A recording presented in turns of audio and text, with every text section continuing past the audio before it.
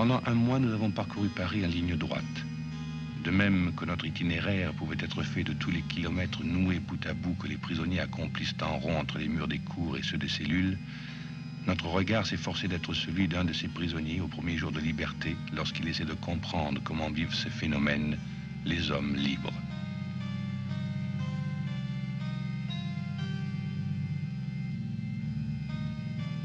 Nous avons rencontré des hommes libres. Nous leur avons donné la plus grande place dans ce film. Ceux qui sont capables d'interroger, de refuser, d'entreprendre, de réfléchir, ou simplement d'aimer. Ils n'étaient pas sans contradiction, ni même sans erreur, mais ils avançaient avec leurs erreurs. Et la vérité n'est peut-être pas le but, elle est peut-être la route.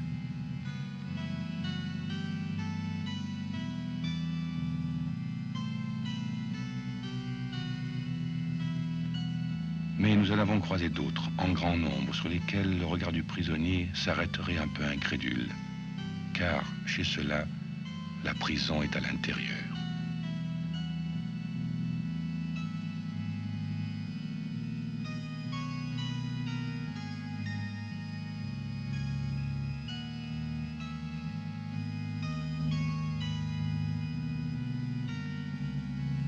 Ces visages que nous croisons tous les jours, faut-il l'espace d'un écran pour qu'apparaissent ceux qui sauteraient aux trois yeux du martien fraîchement débarqué? On a envie de les appeler, de leur dire « Qu'est-ce qui ne va pas, visage? Qu'est-ce qui vous fait peur, que nous ne voyons pas et que vous voyez comme les chiens ?»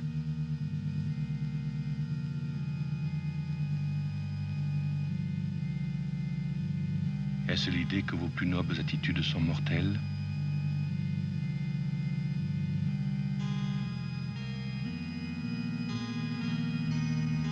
Les hommes se sont toujours su mortels. Ils en ont même tiré des façons inédites de rire et de chanter. Est-ce parce que la beauté est mortelle et qu'aimer un être, c'est aimer le passage d'un être? Les hommes ont inventé la naphtaline de la beauté. Cela s'appelle l'art. C'est quelquefois un peu erratique dans ses formes, mais c'est quelquefois très beau.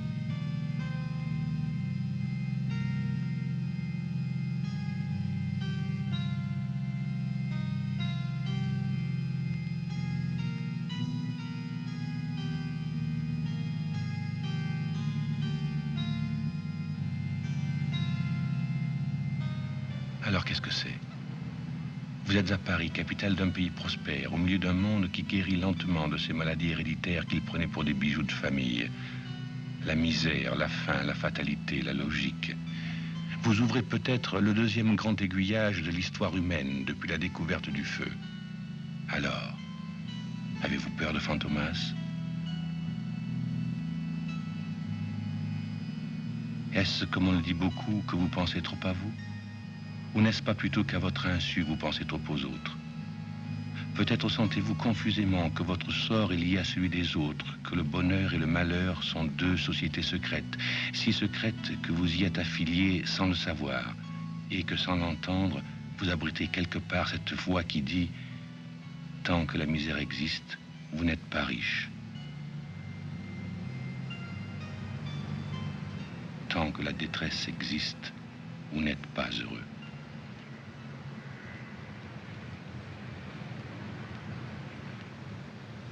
Tant que les prisons existent, vous n'êtes pas libre.